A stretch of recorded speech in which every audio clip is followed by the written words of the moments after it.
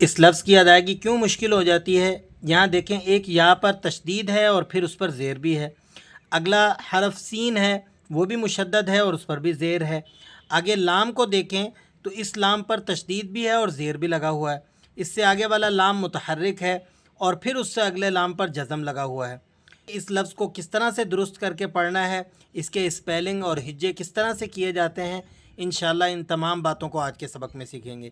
اسی طرح یہ با ہے، اس پر زیر ہے اور اس سے آگے تو کا سائن موجود ہے، تو جب ہم نے یہاں وقف کرنا ہے تو کس طرح سے پڑھنا ہے اس با کو اور کون سا قاعدہ اپلائی ہوگا وہ بھی ہم آپ کو بتائیں گے۔ تو آج کے سبق میں ہم نے سورہ انبیاء کی آیت نمبر 104 کے اس مشکل ترین لفظ کو پڑھنا ہے۔ تو چلیں سبق کو شروع کرتے ہیں۔ اعوذ باللہ من الشیطان الرجیم، بسم اللہ الرحمن الرحیم۔ آج کا سبق اس حوالے سے انتہائی اہم ہے کہ اس میں جو لفظ ہم نے آج سیکھنا ہے یہ قرآن کریم کے مشکل ترین مقامات میں سے ہے۔ سب سے پہلے ہم آپ کو اس لفظ کو اسپیلنگ کے ساتھ یعنی ہجے کے ساتھ پڑھنا بتاتے ہیں۔ کس طرح سے پڑھا جائے گا آپ ذرا اس سے دیکھیے گا۔ کاف زبر کا، پھر ہم نے اس تو کو یا سے ملا دینا ہے اور ذرا سختی سے پڑھنا ہے۔ کیوں؟ اس لیے کہ یا مشدد ہے تو مشدد لیٹر یہ 2 دفعہ پڑھا جاتا ہے اور سختی کے ساتھ پڑھا جاتا ہے۔ کس طرح سے؟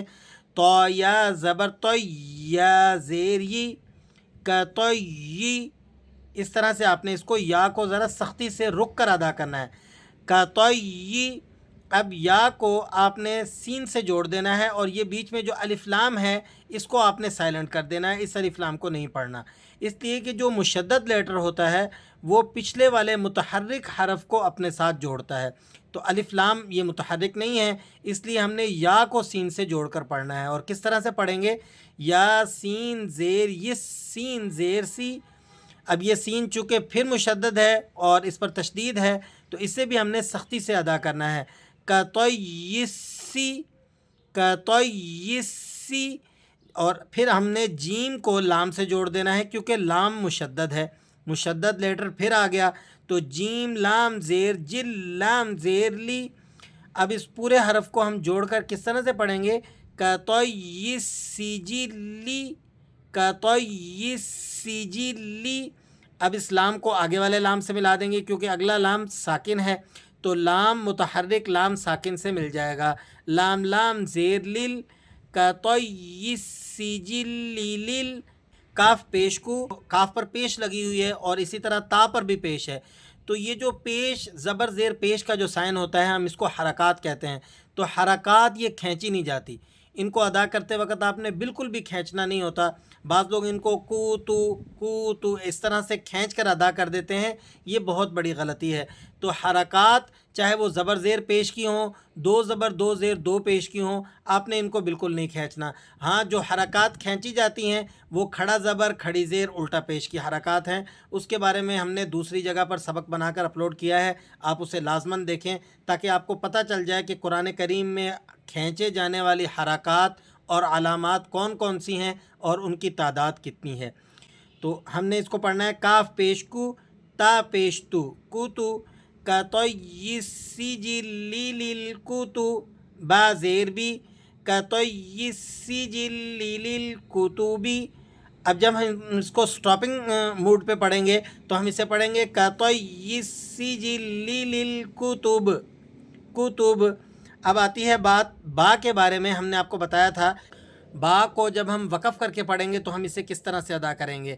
تو با جب اس پر وقف ہوگا تو یہ با ساکن ہو جائے گا، با پر جو لگی ہوئی زیر ہے اس کو ہم نے گرا دینا ہے اور اس کو ہم نے سائلنٹ موڈ میں پڑھنا ہے، للکتب۔ اور اس پر جو رولز اپلائی ہوں گے وہ قلقلہ کا ہوگا کیونکہ با یہ حروف قلقلہ میں سے ہے۔ حروف قلقلہ کے 5 حروف ہیں، قاف، تو، با، جیم، دال، تو با حروف قلقلہ میں سے ہے اور حروف قلقلہ جب ساکن ہونے کی حالت میں آتے ہیں تو ہم نے ان کو ہلا کر پڑھنا ہوتا ہے۔ اب قلقلے کی بھی 3 اقسام ہیں، قلقلہ صغیرہ، پھر قلقلہ کبیرہ اور اسی طرح قلقلہ اکبر۔ تو یہاں پر کون سا قلقلہ ادا ہو رہا ہے؟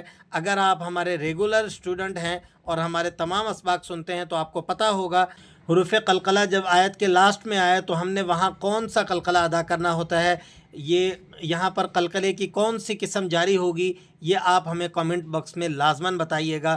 حروف قلقلہ سے بنے ہوئے سبق کو دیکھا ہے تو آپ کو اس بات کا ضرور علم ہوگا۔ آج تک کے لیے یہیں تک تھا، زندگی باقی، ملاقات باقی۔ السلام علیکم ورحمۃ اللہ وبرکاتہ۔